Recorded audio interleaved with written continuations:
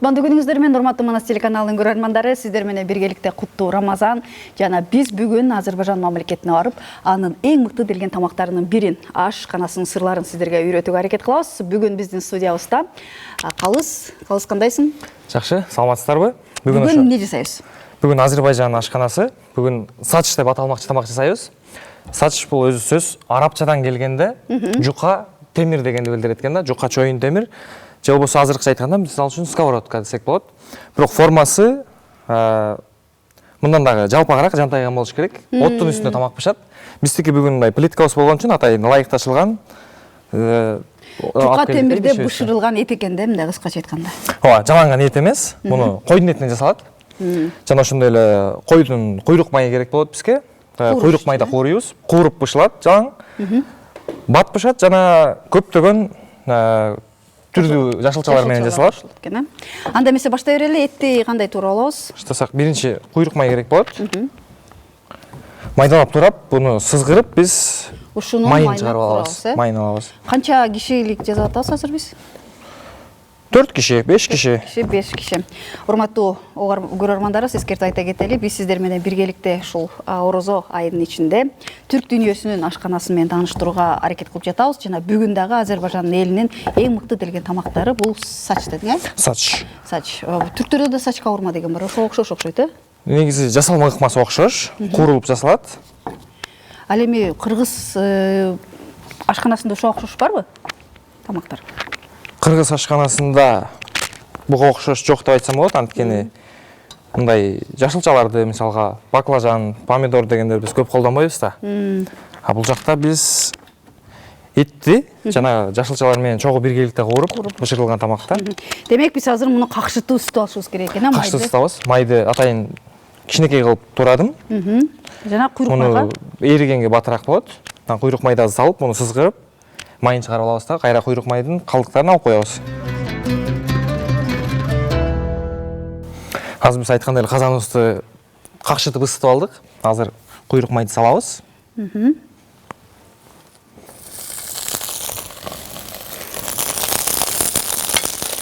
Мен жакшы курганды билем, сен ага чейин этти туурап алсаң болчу да экен, э? Жана керектелүүчү эттерди кандай кылып туурайбыз? Майда эмес, бир аз чоңураак кылып туурасак, кууруп бышырган үчүн бизге эт кууруганда кичирейип кетет эмеспи бир аз. Ошон үчүн чоңураак кылсак, бышканында дагы мындай жегенге ыңгайлуу чоңураак болот. Жалпак туурасак керек экен да, 4 бурчтукта эмес, ал кандай узун да? Жалпак узун кылып турап койсок болот. Ошентип, туугандар, биз сиздер менен биргеликте Азербайжан ашканасынын тамактарынын бири болгон сач тамагын жасап жатабыз. Аты да өзгөчөлүк экен. Араб тилинен алынган дедиң, э? Араб тилинен алынганда темир дегенди түшүндүрөт. Жука темир дегенди түшүндүрөт. Демек, бул азыркы ушурда ошол Азербайжан ашканасынын эң дасторкондогу кооз, андай сый тамактар. Сый тамактардын бири. Бери окшойт, э?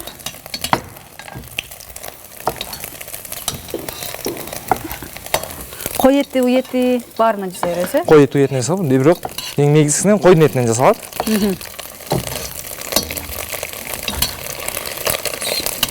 Май даяр болду, калыс?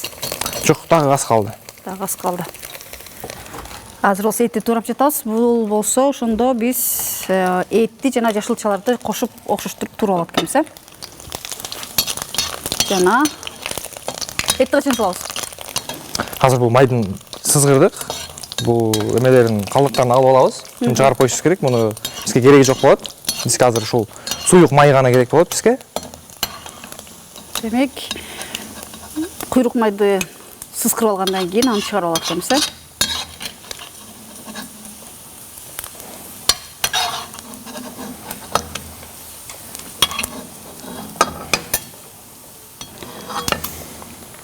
Эзелтен ата-бабаларыбыз мурда ушундай эле малдын майын колдонушкан. Малдын майы эң деген мындай пайдалуу, эч кандай зыянсыз нерселери жок. Азыр ысыган майыбызга эми этти салып, күчтүү отто кууруп алышыбыз керек. Катуу отто, э? Катуу ысыган, кызып турган майда кууруп алышыбыз керек экен да. Кызып турган отто салсак.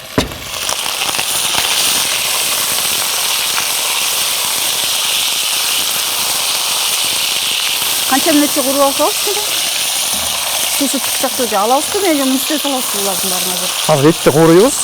Суусу чыгып, өңү алтын түсүнө келип, кызарып, сырты катып пышканча кууруш керек.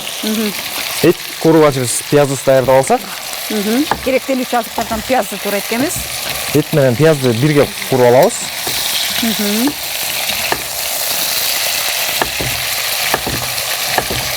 Кандай кылып туурабыз керек? Мындай өзүнчө ал кандай жарым шакек түрүндө туурабыз керек экен, пиязды. Жарым шакек. Бираз өтө майда эмес, чоң-чоңураак эле кылып туурайбыз. Анткени куурулганда пияз дагы бираз кичирейет. Жок болбой, ошо пияз эмесин кармаш керек да, азыркы формасын.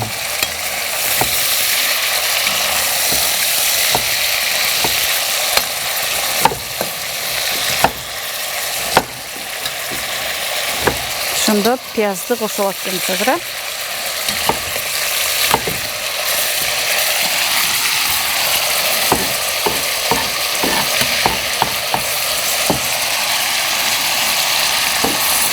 Этибиз азыркы ушул тапта туз жана зире кошушубуз керек. Кошулмалардан Туз кошобуз.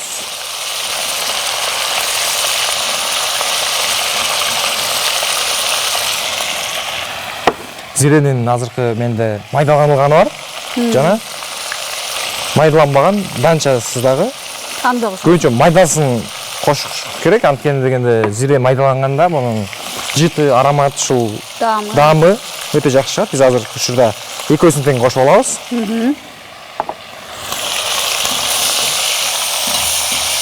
Ушул ар кандай татымдарды бир тамакты жасап жатканда куурулуп жаткан мезгилде кошсок, ошол буш кууруп жаткан нерсебизге жакшы сиңет, даамы дагы жакшы чыгат.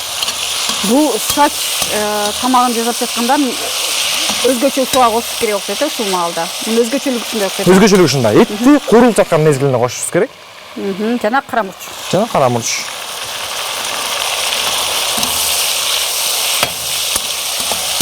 Жакшылап кууруп алабыз. Андан соң Эттин азыр суузу чыгып атат. Ушу суузу чыгып, бардыгы бууданып жок болчу бираз күтөбүз азыр. Артынан пияз сала берсек болот. Урматтуу көрөрмандарыбыз, биз сиздер менен биргеликте бүгүн Азербайжан кухнясында, Азербайжан ашканасында жүргөн чагыбыз жана бүгүн биз сач тамагын жасап жатабыз. Бул тамакка окшош дагы түрк туугандардын сач кавурмасы да бар, бирок анда өзгөчөлүгү жалгыз гана эт куурулса, бул жерде башка дагы мындай азыр биз жашылчаларыбызды көптөгөн нерселерди колдонобуз. Бул тарыхта келет. 2000 жыл тарыхы бар деп айтылат. бул тамак. Илгертеден ушул таштын үстүнө жасалыш экен. Ушундай атайын формасы жалпак болгон, чуңкур болгон, табакка окшогон таштарга жасалып экен. Андан кийинки убактарда чоподон да ошондой идиштерди колдонушкан экен. Кийин адамдар ушу темир жасап, темирден идиш кылганды үйрөнгөндө ушул темирге өтүшкөн экен да. Ошо археологдордун изилдөөсүндө ошо табылган ошол идиштери, табылган идиштери бар экен. Абдан жакшы. Демек бул байыркы тамактардын катарына кирет. Байыркы тамактардын катарына кирет. Бул ошол Орто Азиядагы жана ошол Кавказдагы көчмөндөрдүн тамагы болуп эсептелинет. Жана азыркы учурда бул Азербайжан туугандардын ашканасына аябай катуу кирип калыптыр да. Азыркы учурда Азербайжан ашканасында бекип калган десек болот. Андан соң азыр бул экөөнү аябай жакшы кууруп алабыз. Мен булардан туурай берсем болобу? Болот, албетте. Кайсыны кандай кылып туурашым керек? Азыр бизге мындан кийин картошка керек болот. 4 буштук кылып кандай кылып туурайм? Ушул жок, мына азыр мындайынан мындай ичке тоголок кылып туурап алсак, 5 мм деген десе болсо жетет. 5 мм билбейм, бирок демек биз муну ушундай тегерек кылып туурабышыбыз керек экен да, жука кылып, Жука кылып тегерек туурайбыз.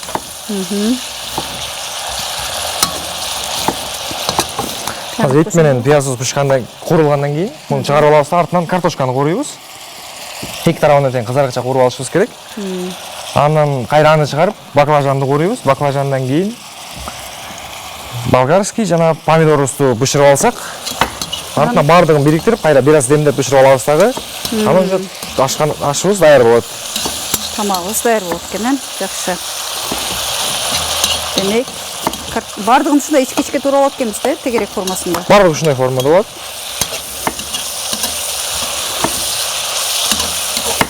Мен аралаштырып турбайм да. Негизи бизде порциябыз бүгүн аз эле. Бизге ушул картошка жетет. Экөөбүз жакшы.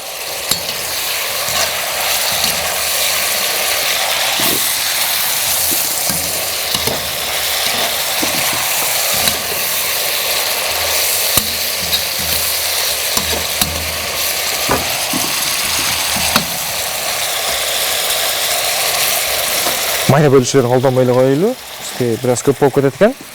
Чаган гана орто ченин картошкабыздын чоң жерлерин алсак.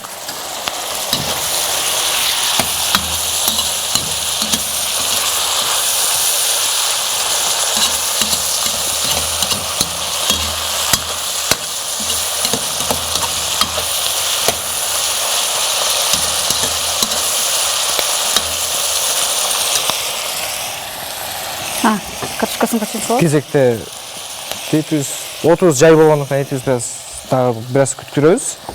Баклажанды туурап алышыбыз керек. Мында дал ушул картошка сыяктуу тоголок жана өтө ичке эмес, өтө жоон эмес, орточо шекилде туурап алабыз. Андан кийин мунун баарын кууруп эткенбиз, а? Андан кийин мунун баары куурулат.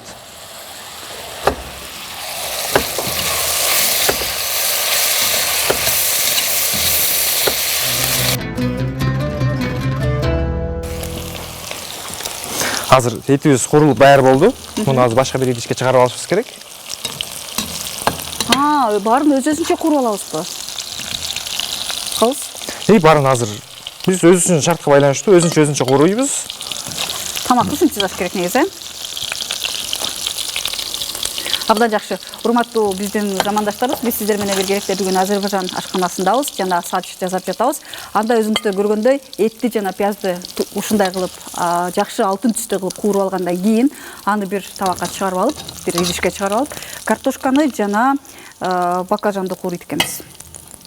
Бул тамактын жазалыш өзгөчөлүгү так ушундай экендигин сиздерге айтып кетели. Азыр болсо картошкаларды кууруп алабыз. Картошканы ушул жалпак кылып турганыбыздын себеби ушул эки тарабынан тең кууруп алышыбыз керек.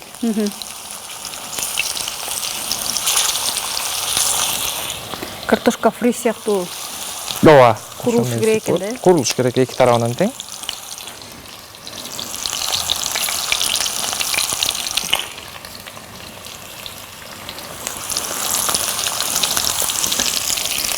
Өзү ушул сач өзү бул жалпак темир деп этикпи? Бул ушу кадимки эле аскерлер, жоокерлер колдонгон калкан болот го.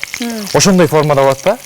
Ушундай чоң болуш керек жана кууруп, улам четине жылдырып коюп, ортосунан кууруп, баардыгын биз азыр өзүнчө бөлүп алып атпайбызбы? Андай кылбай, баардыгын ошо бир идиште улам четине жылдырып кууруп, анан ошол эле идиши менен дасторконго коюлуп, ошондой тартылган да. Тамак экен, Биз болсо азыр табактын жардамы менен ушул жерге сервис кылабыз.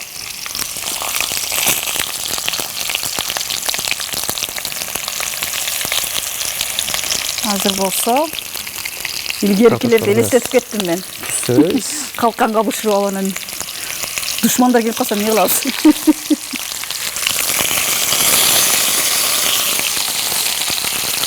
Дана ушул калканга бышырылган формасын гана айткым келген ал сөз менен. Ушул калкан формасына окшош.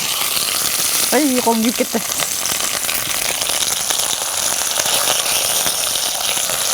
Демек азыр картошкабызды эки тарабынан тең кып-кызыл кылып жакшынакай кылып кууруп алат экенбиз. Андан соң баклажанды кууруп экенбиз. Андан соң баклажанды кууруйбуз, андан кийин калгандарын бардыгын бир сабы эле кууруп алсак болот. Кайсысын туурай берсек болот азыр? Өзүң туурайсың. Болгарский перец турасаңыз болот. Калганды кереги жок. Буларды кандай формада туурашың керек? Узун-узунбу? Чоң-чоңураак болсо боло берет. Майда кылыштын кереги жок. Мындай.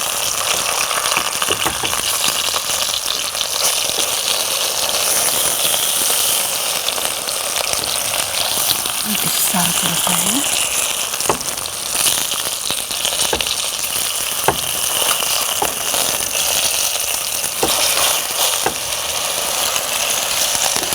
Өтө. Азыр болсо теп-текши бардыгын алтын түстө кылып кууруп алдык картошкаларды дагы. И картошка ушул алтын түсү дегенибиз бул картошка ошондой маалында бышып калат да. Бышкырай кылып куурушубуз керек. Сасак болду да.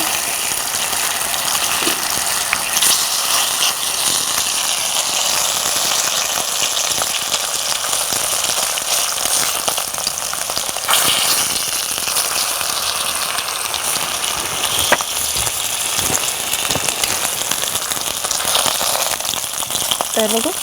Az kaldı. Çetinle geliyorsun. Мен елестетіп кеттім сен қалқандай қылған формада бұршаш керек ет жейіл деп жаң эле отырсақ душмандар келіп қалса кел отур жеп алалы андан кийин кіріп шалды. Бул албетте тамаша болду. Урматтуу мекендештерибиз, биз сиздер менен биргеликте түрк дүйнөсүнүн ашканасына баш багып, ошол жактагы эң мыкты делген, эң чүйгүн делген, эң байыртадан бери азыркы күнүбүзгө чейин жасалып келаткан тамактар менен сиздерди тааныштырып келе жатабыз. Жана бүгүн биз Азербайжан ашканасындагы сач тамагын жасап жаткан чагыбызды эскертип айта кетели. Hazır kartoşkабызды чыгарып алсак болот. Бир эле табакка мындай өзүбүз карап, кооздоп, жашнай калып четине бөлүштүрүп бирден-бирден салып алсак болот. Мунун бардыгын биз куйрук майга куруп жатабыз, э? Эскертип айта кетели.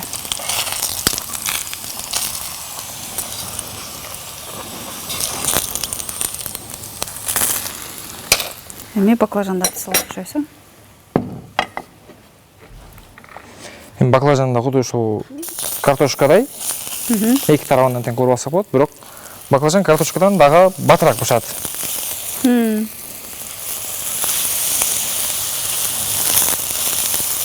Мында туздап, ошону татмаларды кошуп коесуң, кичине. Ооба.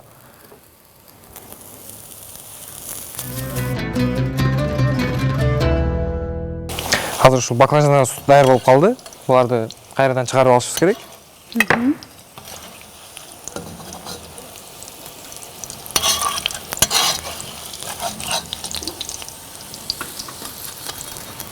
Жананын ордуна калемпирлер салат окшойсу. Ооба, туура айттыңыз. Ошол калемпирлерди салып, мында 1-2 мүнөт. 1 мүнөт, 2 мүнөт кууруп алсак. Помидорлор. Артынан дароо помидор сала берсек болот. Мындай туура. Чоң эле 4кө бөлүп салып салабыз.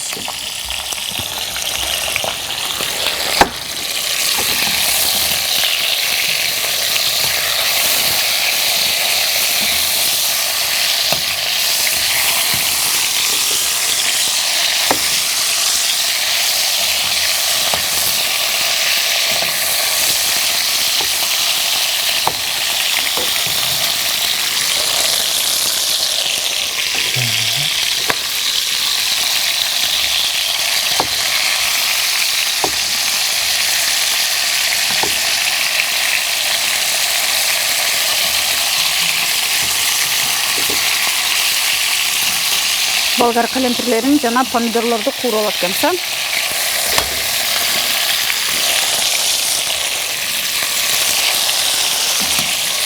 Буяга каштырып.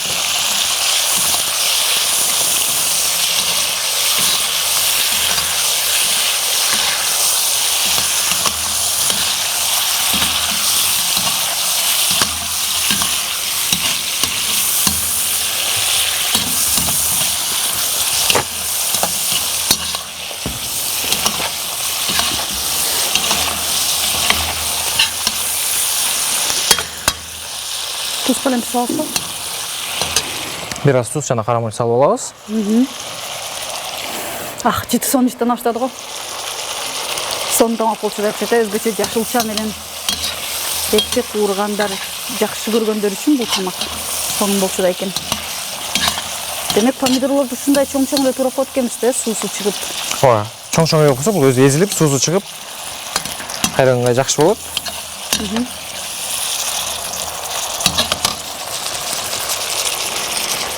Итир коюп туралы. Азыр ушу сач тамагын жасап жатабыз. Азыркы тапта эң акыркы жашыларыбызды кууруп бүттүк. Азыр болсо буну даяр болуп калды.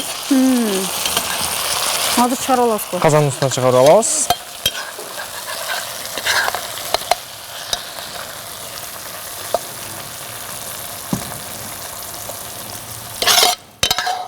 Жыты сонун. Демек биз этти биринчи пияз менен кууруп алдык, андан кийин картошкаларды, андан кийин баклажанды жана помидор менен болгарскийди. Азыр болсо даяр болуп калды десек болот. Бизге кинза керек болот. Өзүңүздөргө каалагандай аш көктөрдү кошсоңуздар болот. Бүгүн биз кинза кошобуз. Үстүнө кооздоп коюш үчүн. Үстүнө кооздош үчүн. Даяр болуп калды. Өтө майда туурашнын кереги жок. Чоң-чоңураак кылып туруп эле.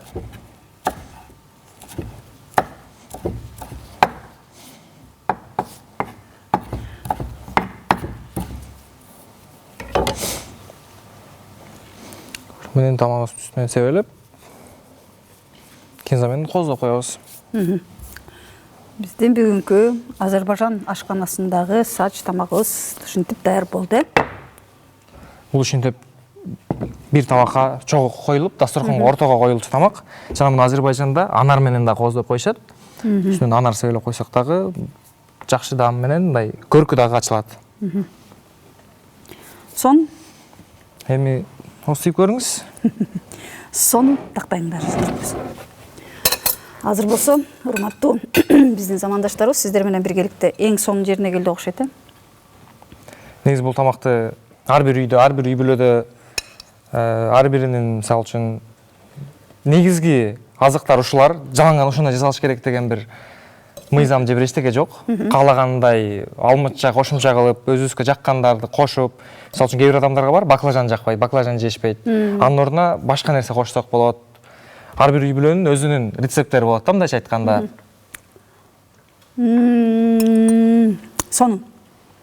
Сонун урматтуу биздин замандаштарыбыз, бүгүн биз сиздер менен биргеликте калыс менен чогуу Азербайжан ашканасындагы эң мыкты делген тамактардан сач тамагын жасадык. Көргөнүңүздөрдөй дагы таамы да сонун экен. Сиздерге болсо биз туткан орозоңуздар кабыл болсун дейбиз. Жана кайрадан эфир толкунунан көрүшүп угушкучакты аман болуңуздар.